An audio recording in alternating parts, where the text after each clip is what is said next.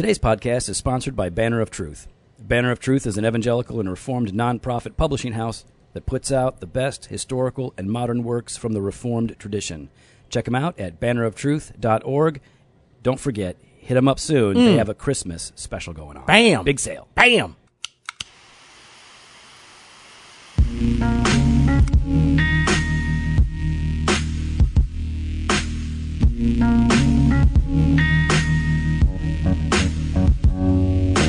Welcome to Doctrine and Devotion, a podcast exploring Christian faith and practice from a Reformed Baptist perspective. My name is Joe Thorne. I'm the lead pastor of Redeemer Fellowship in St. Charles. And I'm Jimmy Fowler, elder candidate at Redeemer Fellowship. What's going on, man? Nothing, just gearing up for the Christmas season, getting ready for, preaching, and so been doing a lot of sermon prep. Yeah, how's the sermon prep coming? Yeah, it's going really You got good. some time. I got some time. All I need is 5 minutes, So why are you doing it now? I figured I should put a little more effort this season. Just it's Christmas. Extra special. Extra special. Extra holy? Extra holy. So if I don't put at least an hour, then... Okay, so how much time do you really put in on sermon prep? Let's say, when you're... Because you don't preach every week. Yeah. So, but this Christmas season, you're going to be preaching twice. Yeah. You're going to be preaching the week before Christmas and the day of Christmas. That's right. So, on average... I strive for 10 to 12 hours. Okay. Most likely, it's about 12 to 15. Okay. That's good. There's a book coming out from a friend of ours named Ryan Hughley, where... Hughes! Oh, yeah, Huggy. Yeah. Huggy Bear. But he doesn't... Don't hug him, though, because them pecs. Oh, dude. Them pecs will crush he's rock you. hard. He's like a statue. How does he afford T-shirts or just shirts in general that fit him? I feel like... No, he shreds them when he puts them on. I just feel like he moves his arm, Yeah. and he just hulks out. Yeah, he's like the cross-fitting... Ryan Hulkley. Oh, Ryan Hulkley. All right. Well, he's got a book coming out, and it's called 8 Hours or Less. He does it in 8 hours or less. Well, he's written this book to help pastors understand that you can, and most of you will need to, do sermon prep in under 10 hours because... Of all the shepherding and all that you other have stuff. a lot going on. Now, listen, Makes if sense. you're just a preaching pastor and you have a lot of time devoted to this, you can put in a lot more time. My habit is I tell planters, 10 to 12 hours a week, give that to your desk time sermon prep. Yeah. You're always thinking about it. And Ryan says you do it in 8 hours, and I'm really interested. It's going to be a good book. He's a really I'm good going to pick that pastor. one up. Listen, Ryan's a very good preacher. So all of you guys going, hey, that's not very, I know a guy, I won't say his name, but, it rhymes with John McFlother, and he spends 40 hours a week on his sermon prep. All right, well, first of all, no, he doesn't. But also... some people need more time. Some people take more time. Some people can have more time. But it's going to... I'm really excited for the book. It's coming out through Moody, so we'll check that out. All right, yeah. What do you think? Hey, Ryan, can I get a copy? Oh, Ryan's going to send me a copy. Don't worry about it. Well, I know, but what about me? No, I got it. He's got it. Ryan. You can read my copy. Oh, okay, cool. Can I mark it up? No. Can I borrow? Wait. What? Whatever. Okay. I want to be able to mark it up. You can mark it up. All right, Ryan will send you a copy, I'm sure. Thanks, Ryan. Christmas thing. I don't want to say this about... I don't want to talk about Ryan too much because I'm kind of a fanboy, and I feel like if I start talking, I'll start gushing because he's so awesome. I became a fanboy of the Hughes when he started that podcast. What's it called, Jimmy? You love it so much. What's it called? I used to listen to it. Mm-hmm. Yeah. Oh, wow. It sounds well, because he stopped doing it. And, it's called In the Room, Fool. Oh, he doesn't say fool, but yeah. I'm in the room. That's what we would call it. In the room, comma, fool. In the room, sucker. That's what we would call it. But no, he would sit there and he would interview other people, and he'd have them in the room, and they discuss a wide range of topics. It was really good. I enjoyed it. I became a fanboy. Enjoyed meeting with him. Enjoyed smoking a cigar with him. And now basically if he says it, you believe it because you're a fanboy. I take what the Hughes says as inerrant scripture. Right. So that's actually what we're going to talk about today. We're going to talk about fanboys, sycophants, and haters. We love Ryan. Ryan's a dear friend. Yeah. He's been such an encouragement to me over the years. But I'm not a fanboy, but this is a big deal. We're going to talk about later on a few podcasts from now will wind up talking about celebrity culture. Yeah, in the new year. That's Yeah. actually going to probably be the first one in the new year. Okay, cool. So, but we've got all of these things already planned out.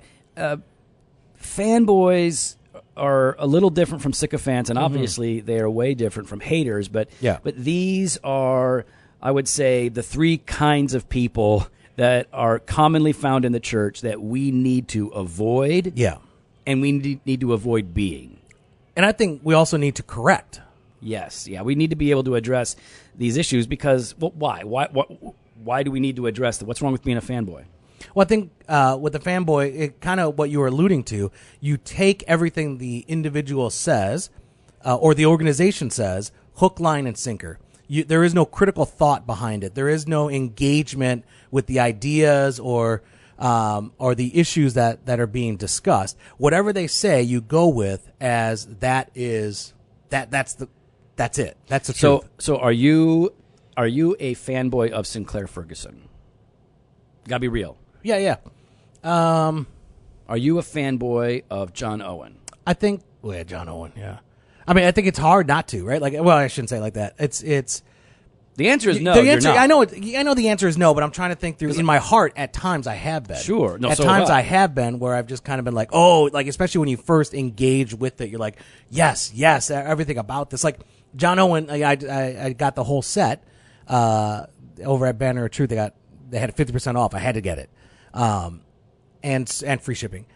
And so I'm like, you just love. You want to grab everything you can. And you just get so excited, you're so enthralled with it. But then over time, you start to settle down, I think. You start to settle down, you start to say, wait, hold on. Well, you got to nuance what you just said there, John. Yeah. You need to maybe clarify that, or I don't necessarily agree with this. Even like when you've talked about the 1689, there are some fanboys of the 1689, and some maybe would say that we have been. But I think you have mentioned before about there are some things that you take exception to or that you disagree with. Yeah, and you, now listen, you can be a full subscriptionist to the 1689 and not have a problem with it. That doesn't make you a fanboy. But the fundamental problem with the fanboy, like Jim said, is not that they appreciate an author or a denomination or a church. It's not that an organization or a network or whatever. Right. That they don't. It's not that the problem is not that they value them, learn from them, esteem them, admire them, honor them. The problem is, like you said, Jim, they lack a discerning spirit. That's it. And that's not a critical spirit. I mean, it could be a critical spirit in the best possible sense of that term, but they lack discernment. It is that person, that movement, that institution then becomes a kind of authority for them.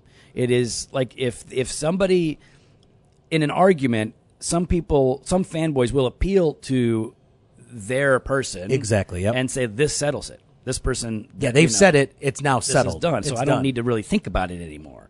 So a lack of thought, a lack of discernment, the last thing we need... A lack of critical engagement. Yeah, right. It's just... which means you're not really doing the hard work. Yeah, it's like study. You might as well just call yourself a Trump supporter or a Clinton supporter or a Sanders supporter. There's no critical engagement with the ideas. You're just now. Couldn't you say that you're a supporter, but you have? So being a supporter isn't a problem. Being the supporter is not the problem. Being the fanboy of that, whatever candidate, is right. So let's say it this way: the danger of the fanboy. Since a fanboy is not just a fan or an admirer, but someone who is lacking the discerning, the discernment, they're not thinking critically. They're not doing the hard work of theology and study. They're just reading and embracing. They're allowing another person to interpret Scripture for them. Yeah, without any, even like Paul was like, hey, read the Scripture. Exactly. Like, if there's anything contrary to what I say. Now, the real danger here, or at least one of the larger scale dangers here, seems to be idolatry. No, I would agree, because you put that person up on a pedestal and you're looking to them, and I think you mentioned it before, as that ultimate authority. And so the way they go, you go. Right. And I'll be honest, even like you can be a fanboy and still disagree with people. But still put these people on such a pedestal that they're still functioning as that idol. We're going to talk about the Puritans in the new year, but for me, this is a really good example. For me, I started reading the Puritans in 1994. Yeah, I got the first Puritan book I ever read was Samuel Bolton's The True Bounds of Christian Freedom. And it was so great. It is such a classic book. And from that point on, I started reading the Puritans, and I so loved the rigorous theology, interaction with Scripture, and then how it was always tied to experience. It was always tied to faith, piety, godliness, repentance, holiness, zeal, passion, worship. So how could you not love this? Right. So I've got to love it. So I started reading Puritan after Puritan after Puritan and people in that tradition. And I never bothered to really look at or pay attention to the problems. And even sure, I would disagree. I'm like, well, I disagree here. Yeah, yeah. But it's like not a big deal. And I really are you talking about them up. Problems in their in practical living, or what are you talking about? Or doctrine or whatever. I just wouldn't spend that much time with it. And I remember so for me, like the Puritans were second only to Jimmy's making a really awful face right now. No, I got a coffee from Levita here. Yeah. And took a sip of it. How good is it? Oh my gosh, it is horrible. What happened? You didn't get a coffee. What'd you get? No, I got a coffee. I said, hey man, when is that coffee? Do you have coffee ready? He's like, yeah. I'm like, well, how long ago? Yeah, taste it. I go, how long ago did you make that? He's like, oh, it's recent. Yeah, it's pretty bad. Yeah, it's pretty watery. It's gross. All right, keep going. What were we talking about? Oh yeah, yeah, and then it wasn't until someone recently, at the time, Puritans. Okay, Dude. my alerts went off again. All right, so the Puritans in my mind were pretty flawless. Yes. I loved them, and I would talk about them and encourage people to read them, and I still do, of course.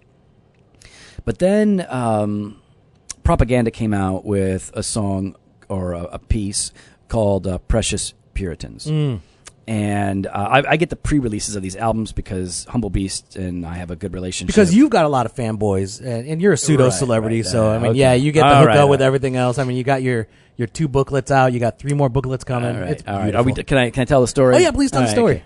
So I get it early, and I'm listening. And Propaganda is just amazing. Everybody over there at Humble Beast is amazing. And I get to Precious Puritans. So I'm like, all right, those Precious Puritans, here we go. And Prop starts out by explaining in the song, hey, pastors, and this I'm kind of summarizing it, right? White guy, non-rapping version. Hey, pastors, when you quote the Puritans, don't you see the look on our faces? Yeah, don't you see how we're responding to this? Like, you're quoting from a people and lifting up and exalting a group of people who largely were pro-slavery. Some of them were chaplains on slave ships. And so Prop wasn't saying, and he's not saying in that song, that all the Puritans are bad and all the Puritans were racists and all the Puritans owned slaves. But he was trying to point out that when pastors hold up the Puritans and talk about them as if they were faultless, as if they were nearly infallible. Infallible, apostolic in their teaching, that it's disheartening to a lot of African Americans because they know some of the truth about that background, about the people. They know the history. They know what they have done, that their practice doesn't really reflect this gospel that we all believe in. Yeah. And so I heard this, and I got to be honest, when I heard it, I just received it. I heard it, and I thought, whoa. First of all, I only know a little bit about the Puritans' history as it relates to slavery and the slave trade. Yeah. But I have a friend, Richard Bailey, who is a scholar, a historian, and he wrote a book on it. So I thought, okay, so first of all, it was a gut check to me. Hey, fanboy, those Puritans were sinners just like you, and they are not nearly as perfect as you think they are. Exactly. And I needed to hear that. So I talked to Richard Bailey and did an interview with him. We'll link all this on the blog, in the show notes. And Bailey said, yes, when you get to North America and the Puritans who were here, many of them owned slaves. Now, as far as I can tell, none of the Puritans that we read, or very few of the Puritans, in fact, I don't know of any of the Puritans that we read, I don't think they were slave holders. Some after the Puritan, like Jonathan Edwards, he's not a Puritan, he follows Puritan, he had slaves, George Whitefield, some people like that. But during the Puritan era, many of them in America did own slaves, but not the published guys, and only one really spoke against it, and that was Richard Baxter. Yeah. So, at any rate, a lot of people got really riled up. They got upset that Prop was kind of taking on their idol. Prop was taking on their idol. Taking on my idol. And so I said, wow. And Prop isn't saying get rid of the Puritans. That's not his. I know him. He's not saying get rid of the Puritans. He's saying check yourself. That's right. And his real point is, so in the context of, hey, just watch yourself as you're interacting with us. You got to be careful here. In the midst of that, he's saying, listen, what we see in all of this is that God can draw a straight line with a crooked stick. That's really good. Yep. And it reflects back on himself. He's just like with me. So that's really the point that he's making. I loved it. People got all upset. But so, the fanboy is in danger of idolizing a group of people or a teacher or a preacher or whatever, and not being honest about their faults or being able to disagree. And we've seen what happens, right? Like we've had people fall, like public figures. We've had Mark Driscoll, Tullian Tchividjian. We've had people who... Darren Patrick. And so when these public figures fall, how do we, the friends of these figures, if you happen to know them, when they are criticized or when they are caught, how do you respond? Well, I would say you don't respond like a sycophant. You don't respond like a yes man, just feeding into their sin and in their blindness, right? And that's the issue that's the problem with the sycophant. The sycophant is just this yes man that people have surrounded themselves with. And so first, like getting back to your question, is you need to critically engage the issue itself, right? Not the person. You're not saying the person himself is horrible, but we all have sin. Total depravity aside, but I'm saying you're looking at it as your practice is wrong, right? And it's not glorifying to God. Correct, brother. Yeah, we don't. I mean, the people who are caught in sin don't need fanboys; they need friends. And friends, yes, friends are loyal, but loyalty doesn't mean overlooking sin. Loyalty means I'm so loyal to you that I'm going to say, hey, this is a problem that needs to be corrected. Yeah. And if you're not a friend relationally, then you're not you don't want to be a fanboy who just, say like, oh, these are lies, these are schemes. You don't know what's going on, so you need to stay out of it. And if things come to light and prove to be true, then you need to, be able to say, okay, this was wrong. Yeah. And, this person, in the case of some people, should not be in ministry anymore because of what they've done. Other people are going to need to go through a time of restoration. And we've seen that recently, people speaking up and saying, brother, I love you. Yeah. Step down. Right. And so let's just say that the danger of being a fanboy is the lack of discernment and the tendency towards idolizing people. Yeah. But then you started talking about the sycophant, right? Yeah. So the sycophant is a little bit different in that the fanboy loves and admires and nearly worships an individual, but the sycophant, you said, is a yes man. Yeah, there's no correction, right? Everything the person says goes. It kind of goes to like that next level of idolatry, I guess, if you want to say it like that, right? Well, I think it's different, though, because my understanding of the sycophant is that, there's no correction, but it's not because they love the individual. It's because the sycophant is ultimately out for themselves. So you're thinking it's much more of a self-serving... I think so. Self-serving followership. Right. It's the butt kisser. So it's like the fofo to the JoJo. No, it's the Jofo to Banner of Truth. We're just like, hey, Banner, what's up, baby? We love you so much. Can we get some free stuff? No? Yeah, okay. No? Okay, cool. How about if we do really good? No? Yeah, okay, no, all right, never mind. Thanks, guys. So, it's the yes man who doesn't offer correction. It's not because they want to protect that person. Yeah. It's not because they love that person. It's because they want to be in the club. They want to be in the group. Or if it's a job or an employment, they want to be lifted up. Yeah, advance to that next level, right? So there's no correction. So that means there's also no real support. Right, totally. There's no real support for the individual. You're not really helping them. You're not really wanting what's best for them. You don't want to see God glorified in them. You want to use them to advance yourself and your own agenda. Totally. And it's ugly. All of this is ugly. But this is so self-serving. This is so worldly that and you see this happening. You can see it clearly happening, like in workplaces, or if you have friends that are in like the LA Hollywood scene or whatever. Like there's a lot of this, but this happens at every level. It happens in churches. Yeah, I'm about to say, it definitely happens at churches. You see it, right? People being groomed or set up. Right, they're just going to roll with it. They're like, hey, this is messed up, but this is going to help me in the long run. Exactly. This is going to be worth it. I'm going to keep my mouth shut. I'm going to go along with the flow. So there's, in that context of, the sycophant, the yes man, there's no correction. You said there's no support. And that means that they're not real friends. No.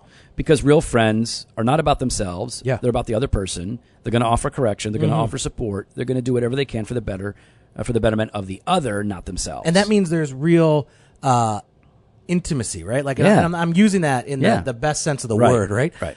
There's real intimacy between the individuals, that they know each other and they love each other enough, right, that they will even if it hurts the other, they will speak up. Yeah. Like we've experienced that, you and I, with Pastor Pat, with Pastor Brian, with Pastor Jeff, with Rob. Like we've discussed things amongst ourselves. We've called each other out on certain things, and we've brought things to light. Church members have called me out, or you out, or Pat out. Exactly. Maybe not Pat as much. Not Pat. No, not Pat. Pat's pretty good. Not Pat's Jeff. Good. Not Jeff. Not Rob. Maybe Brian. I don't know. But I don't think Rob either. I don't think right. So it's really just you. The guys that are real screw ups get called out because that's just you and I. Pretty much. Well, I just want to say thank you, Redeemer Fellowship, for putting up with us. No, but listen, that's what we need. That's what I want. That's the love that they have. I want people who are going to say, hey, you need to stop doing this. Yeah. You need to stop doing what you're doing, because you're going to hurt yourself. You're going to hurt others. This is dangerous. And so that then right there, I want to now kind of maybe speak to church planters. Okay, good. All right. Go. And go. Go, Jimmy, go. Go. Okay. Stop. Okay. Stop it. I can't. All right.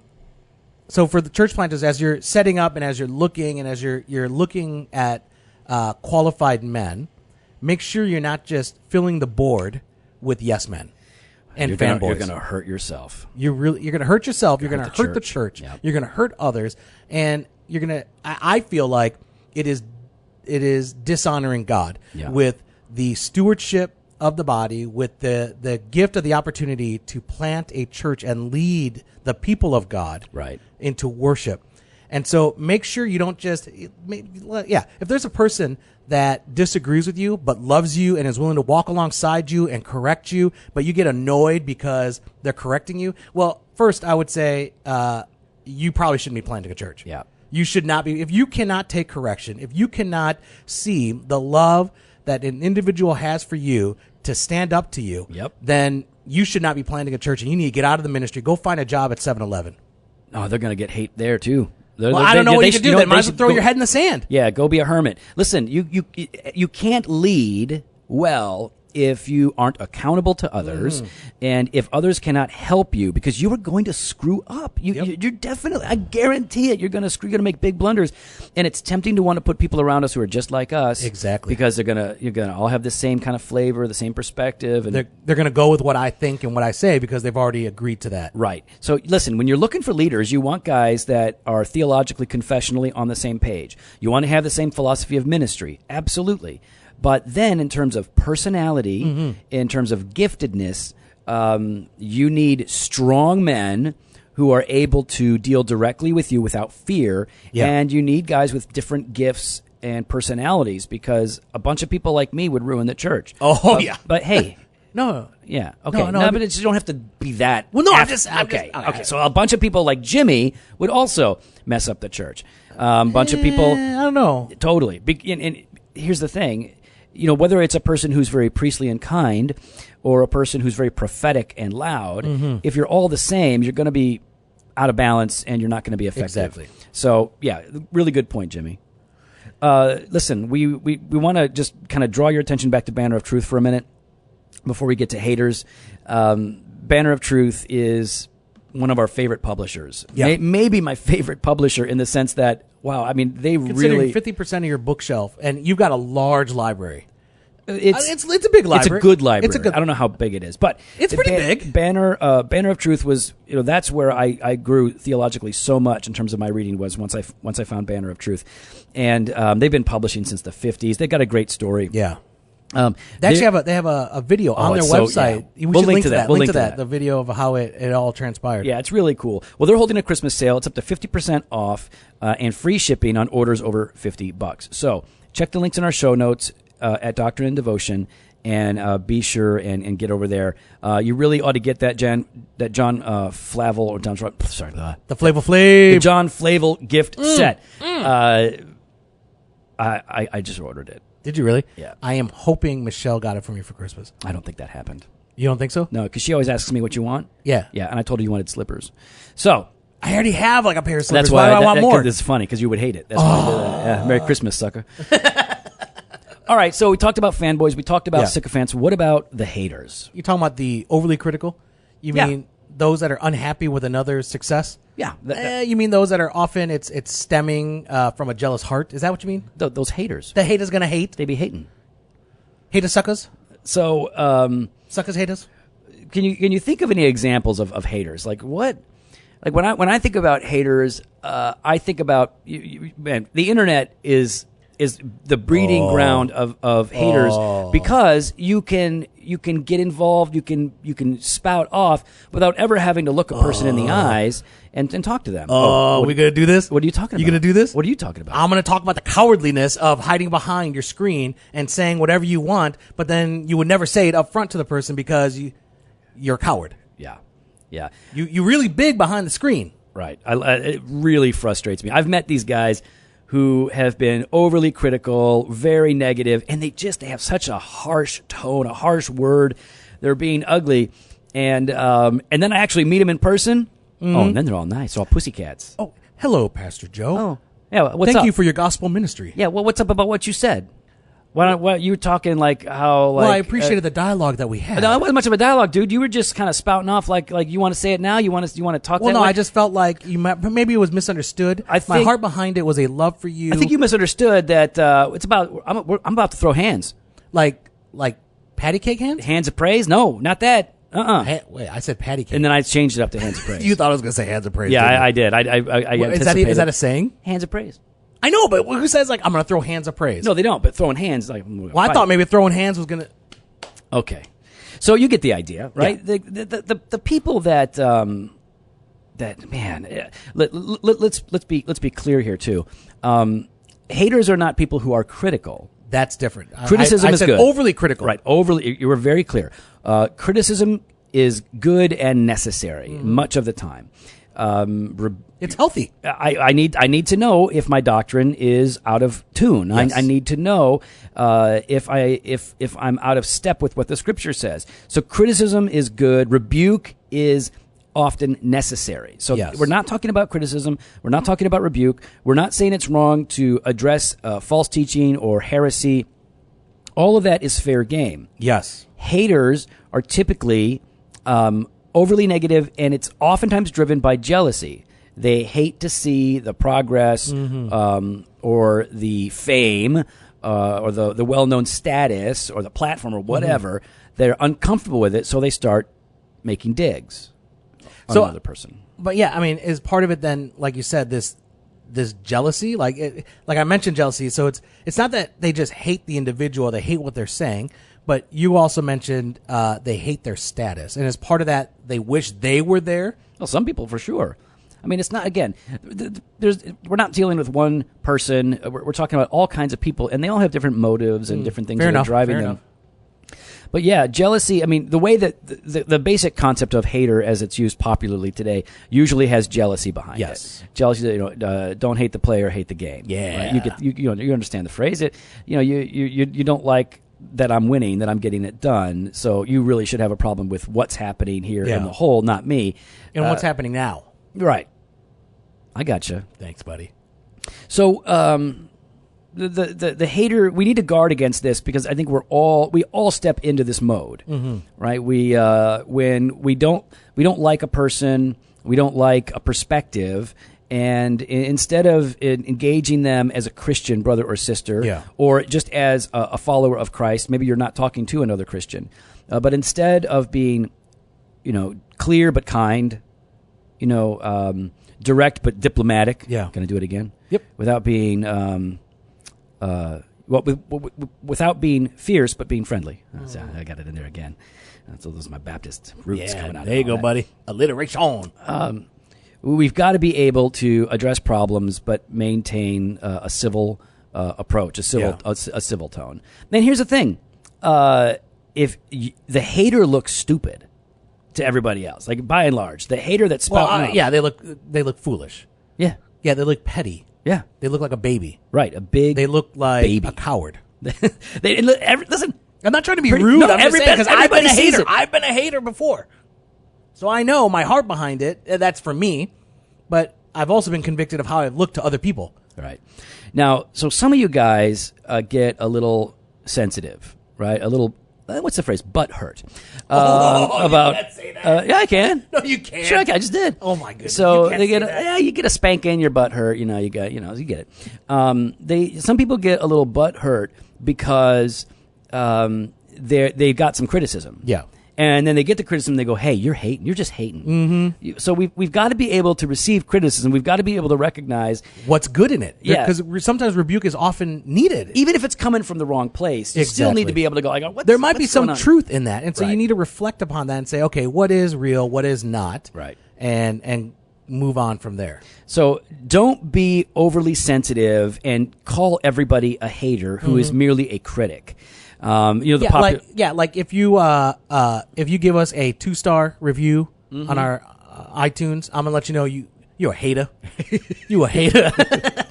No, that's not true. So I'm concerned that there is on the one hand this tendency to be overly critical, and then on the other hand, or the other extreme, and I wouldn't even call it extreme, there's just another perspective where they are overly sensitive. We need to listen, especially if you're a leader, you need to have a thick skin. Yes. You need to be able to take it. And how do you respond to a hater? Well, first of all, you don't really need to respond to them. No. They already look foolish. But what you should do is you should evaluate yourself. Yeah. Because even if they're coming at you from a bad perspective, even if they are just hating, they still might have hit a proper note. Exactly. So take some.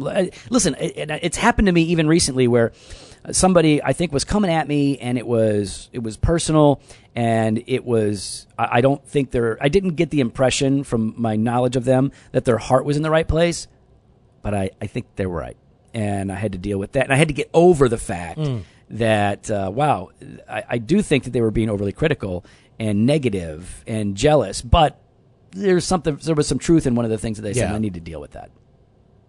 So what are the opposite of these things? I mean, if we've got a fanboy and a sycophant, and a fanboy, a sycophant, and a hater all walked into the room, and look at this! Oh, yeah, Jeffrey Babineau. What up, Babineau? In the house. What you doing, man? Yeah, come on in. Yeah, come on in. So one of the church members, Jeffrey Babineau, just walked in. Mm-hmm. To La Vida. Now, are you just in here for a minute, or are you sticking around? All right, he's sticking around. He's sticking around. So we're talking about, if people don't know, we're recording at La Vida. Yeah. We should have said that. Yeah, I think we did. Did we? I don't remember. No, because I said about the coffee. Oh, that's right. Well, I don't know. Well, anyways, we're recording at the cigar shop, and so we're just kind of sitting around talking. And Jeffrey, what we're talking about is fanboys, sycophants, and haters. Yeah. So it's good that you're here because you're a hater. We know that we know how jealous and mean-spirited and critical you are about all things. So yeah, that sounds like Jeffrey. No. So we talked about what those things are. If a fanboy is lacking discernment and tends to idolize people or movements, what's the opposite? I would say a friend. I would say, like I'm thinking of like as iron sharpens iron. It's not just someone that's going to take everything hook, line, sinker, but someone that's going to challenge and encourage and to spur someone on in godliness. And in the midst of learning from them. That's right. And appreciating them. Yep. Okay, so then the opposite of a sycophant, which is the butt kisser, the person who is a yes man, the one who is really kind of out for themselves and not critiquing another. I mean, I guess you could use the same word friend, Yeah. but it seems to me that the opposite would be a person who genuinely loves, who genuinely is interested in the well-being of another person, not just for they're interested in this person not for what they can get out of it, but for how they can consider them worthy of more honor, how they can improve their life. And then the opposite of a hater? I mean, I'm just thinking like a brother, right? Like, so I guess I just feel like all these things, you're really summing it into love. Someone that's going to, like, a loving friend, a loving brother or sister, a loving Christian, someone that's going to come alongside and walk alongside you. So I don't know. I can't think of opposite of hate is love. I don't know what else to go with that. Right. All right. So don't be a fanboy. Yeah. Don't be a sycophant. Don't be a hater. And when you see people that are these things, don't put them on blast. Because then you become what you're not supposed to be. You don't need to go crazy.